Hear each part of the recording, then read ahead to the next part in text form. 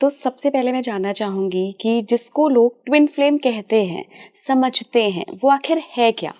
जब एक ही सोल, एक आत्मा जो होती है, जब एक सोल दो में स्प्लिट हो जाती है और मेरा ही बिछड़ा हुआ भाग जब मुझे वापस मिलता है, तब हम उसे ट्विन फ्लेम कहते हैं।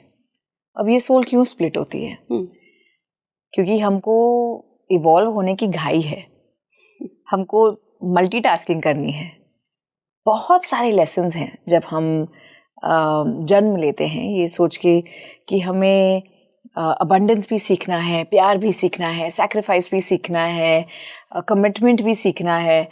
तो अगर इतनी सारी चीज़ें सीखनी हैं तो शायद 200-500 जन्म लेने पड़े, क्योंकि हम लोग 100 बार गिरेंगे, वापस उठेंगे, वापस जन्म लेंगे।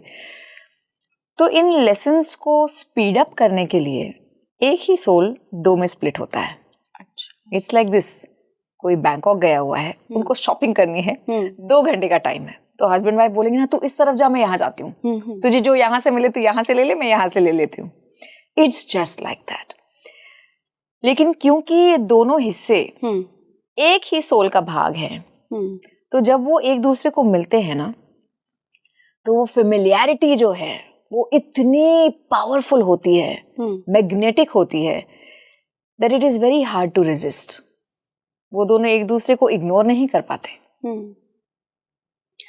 मैम, यहाँ पे एक सवाल ये भी उठता है कि ये कौन से जन्म में अलग हुए हैं, क्योंकि आपने बताया कि एक ही सोल के 2 पार्ट हो गए, because of course life purpose पूरे करने हैं जल्दी।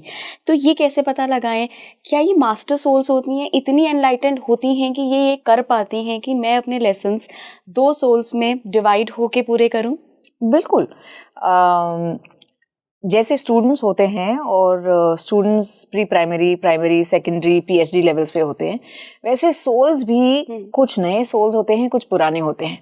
तो जो नए नए सोल्स होते हैं ना, उनको शाइनी ऑब्जेक्ट सिंड्रोम बोलते हैं, कि जो भी चमकीला दिखता है पहले वो एक्सपीरियंस करना है।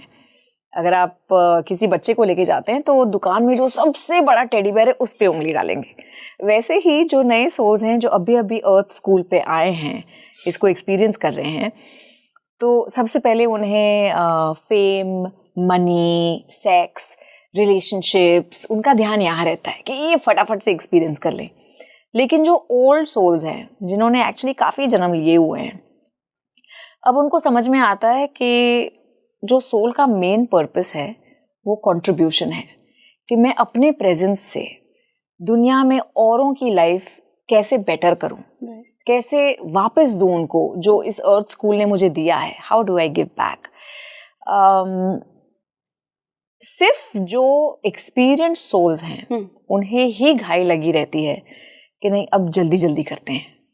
जो नए नए सोल्स हैं, you will not see twin flame connections there, because they are more selfish in nature, अपने बारे में सोचते हैं। ट्विन फ्लेम्स की जर्नी बहुत मुश्किल होती है, ना हर एक को ट्विन फ्लेम मिलता है, क्योंकि it is up to our free will.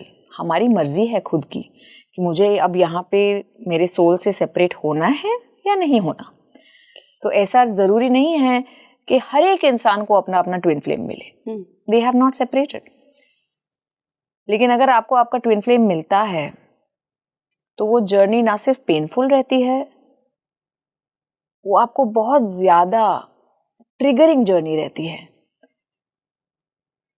Separation उसमें गारंटीड है, गारंटीड।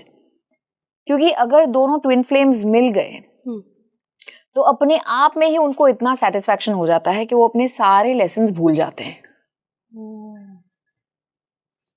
अगर आप अपने बेस्ट फ्रेंड को मिले हैं बहुत टाइम के बाद, तो वक्त का तकाजा भूल जाते हैं ना। बिल्कुल।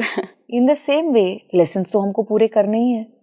तो ट्विन फ्लेम आके भी इतनी मुश्किलें पैदा करता है कि आप दोनों बिछड़ने का डिसीजन ले लेते हैं, या नेचर ऐसा कुछ करेगी कि आप ना रह पाए साथ में।